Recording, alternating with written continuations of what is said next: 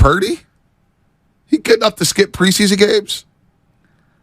Is that what's going on here? Well, it's yesterday. I'm watching all these guys go to the podium. Willie Snead, and we're asking defensive players, and Sterling, who we had on the show, 49er Access on Twitter. Sterling's asking and posting clips of people talking about Brock Purdy. And look, Brock Purdy was awesome last year, and he might end up being an awesome player. But we're so quick to put people in the Drew Brees, Aaron Rodgers category. It's like, guys, can he put together a full season? I'm not even a Purdy hater by any means. I am super excited. I'm optimistic. But I did this with Kaepernick. I listened to Chris Mortensen and Ron Jaworski say he had first ballot Hall of Famer talent and could be the greatest player at the position ever after a year and a half of playing quarterback. All right? Not just, 8 games. So, yeah, I love what I'm seeing from Brock Purdy in 8 games. He's coming back from a big injury. Let's see him stay healthy for a whole year. Let's see him make the playoffs this year. Like, you referenced the top 100. Right. Jalen Hurts. I think the majority of Niner fans would say, man, Jalen Hurts had a great year last year. I want to see him do it again. Right. We all do.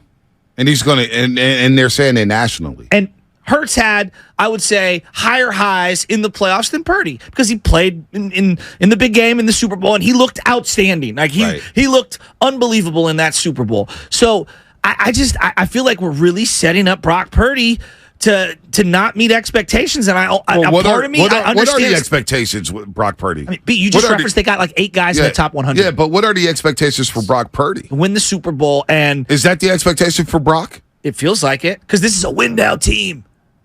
You can't have the window that's closed. So unfair. It just feels so I know. Juszczyk brought up that the window's going to be open for a while because of the structure they have in place. But Brock Purdy what's the real expectations? A Super Bowl for Brock Purdy? Is that where we're at? He has to win a Super Bowl? Is it stats? I'm wondering. I'm asking you. I don't think it's stats. Is it stats? I think it's wins. Wins and Super Bowls.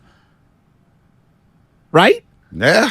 Because if I said to you, hey, he threw for 35 and 5. But they went 9-7 or 9-8 now. Wouldn't you be like, eh? That's disappointing. Right? It's disappointing. I think it's all about winning. Well, he's also not expected to play this Sunday against the Raiders. I think he should play a little in the preseason. Not a lot, but like, I don't know, man. Right now. I doubt Brock plays. Fully decided it yet. I mean, usually when we go scrimmage against guys, I rarely play our starters. That's usually my plan going to it because a little more into the practices and the games. I've changed my mind a couple times too based off how those practices go. So usually that's our plan, but we'll see how those practices go. Does Brock need to play in the preseason? Brock need to play at all in the preseason? I mean, I think it's always good to play. I mean, you don't think he has to. I don't think a lot of guys don't have to, but it usually helps. So it usually helps, but he's not going to? I don't know. Well, he's not going to play Sunday. We don't know if he's going to play the other 2 games.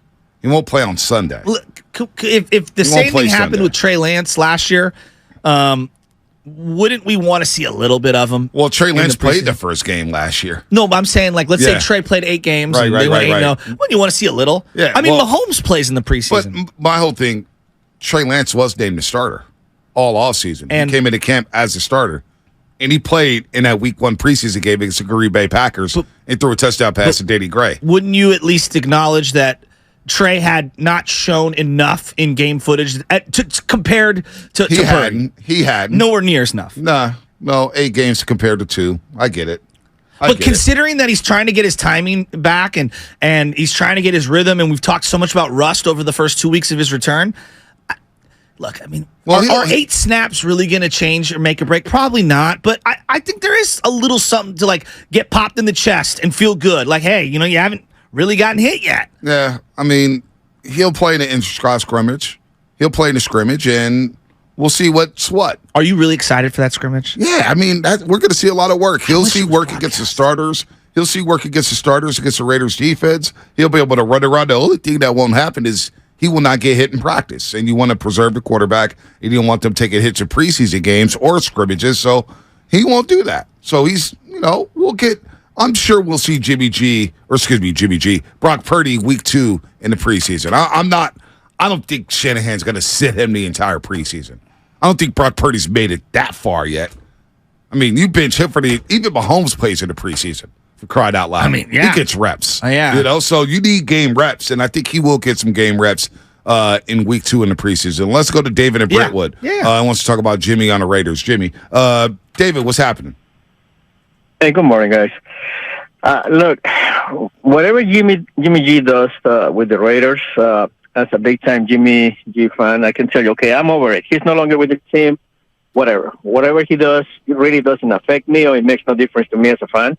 But I think a lot of fans are going to be watching what he does in order to validate whether they were against Jimmy G or pro Jimmy G. Okay, if he does great, they're going to be saying, "See, it was Kyle all along, the one that kept him restricted as to held what him he back." could do." If he stinks, they're going to say, "See, it was true. Jimmy G really did stink." I think there was never trust between Jimmy G and Kyle, and I have a feeling that Kyle didn't even want him in here. I think it was the brass that pushed for Jimmy G, because whatever we had wasn't working. It was bad quarterback play. Right now with Purdy and Trey Lance, look, we saw the first 5 games of Jimmy G, and that's what got him a $120 million contract. We saw the first 7 games of Brock Purdy. That's a big difference for me as a fan. I saw in Brock Purdy something that I wanted all along to see on any of the previous quarterbacks. That's counting Colin Kaepernick and Jimmy G. That desire to win, that you know what, not in my wash. And if we're going to lose, we're going to go down fighting. That's what I saw with Jeff Garcia. That was the last quarterback that we had that I saw that from. So Brock Purdy might be small. He doesn't have the same athletic abilities as Trey Lance, but he has that. That's something that not everybody does have. That's something that you saw in Joe Montana. That's something that you saw on Tom Brady. I'm not comparing him to them because there's a big difference. But what I'm saying is that Brock Purdy has that it factor, and everybody can see it. That it factor, baby. That it factor with Brock We Purdy. got the king. Woo! David and Brentwood, baby. It feels like when it comes to the preseason, Sean McVay set the tone for a lot of coaches by not playing anyone. Right. It worked for him. Yeah, absolutely. I'm not sure it works for every team, though. And especially in the offense like Shanahan's. Why do you say that? Because Shanahan's offense is so predicated on precise route running, timing, rhythm. And I think you need to develop that in the preseason. You need to start to build on that in the preseason and get a couple reps and get some live bullets. I don't think in the Shanahan offense, and I know McVay's is a little similar to Shanahan in terms of the run game, but McVay runs a lot of 3 wide sets. Shanahan will run the double tight ends. He'll run the I formation. Yeah. The Rams half the time don't even have a fullback on the roster. Yeah. You know what I mean? So Shanahan's offense, knowing that it's dictated on precision and timing and all that rhythm, they need to see a couple reps in the preseason games. And I think Purdy will in week number 2. I don't think it's anything to freak out about, he's not playing week 1 against the Raiders. That's fine. He'll see run in the scrimmages, which I think you'll get more work in those scrimmages Thursday and Friday in Las Vegas. I think they hit the field at 8:40 in the morning out there in Henderson, Nevada.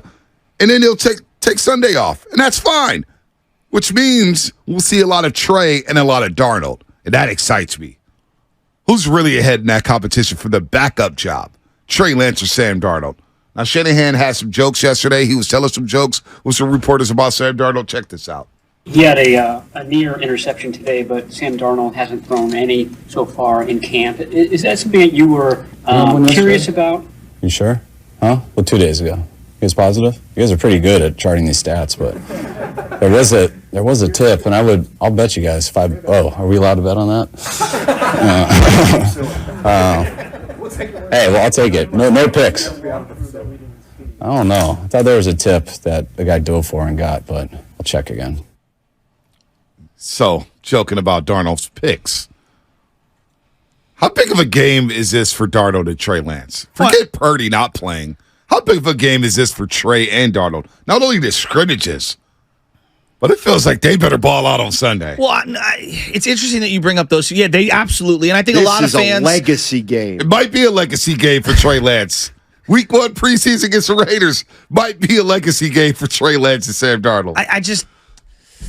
I'm more worried about Brock Purdy. He's our QB1, and so I keep coming back to him. But I agree with you. I do think that for a lot of fans most fans haven't been to practice. Most fans haven't seen anything. They're following from afar, and they have no idea, and they want to see what it looks like. And their only glimpse into that are these preseason games. Wouldn't you agree? Yep. Right? So I'm very interested in it. But can we just get back to Purdy for a second? The way these, like, the expectations. Can I give you these? I don't know what the expectations are for Purdy. I've heard nobody really talk about him. Well, everybody keeps saying, this is who he is. This is who he is on a sample of basically 5 regular season games. And I know he's played a couple of the playoff games. I'm going to read you player X. I'm going to read you player X of a recent player. In his second season at 23 years old, 11-4, the team went. He had a 62% completion percentage with 3,800 yards, threw for 28 touchdowns and 7 interceptions.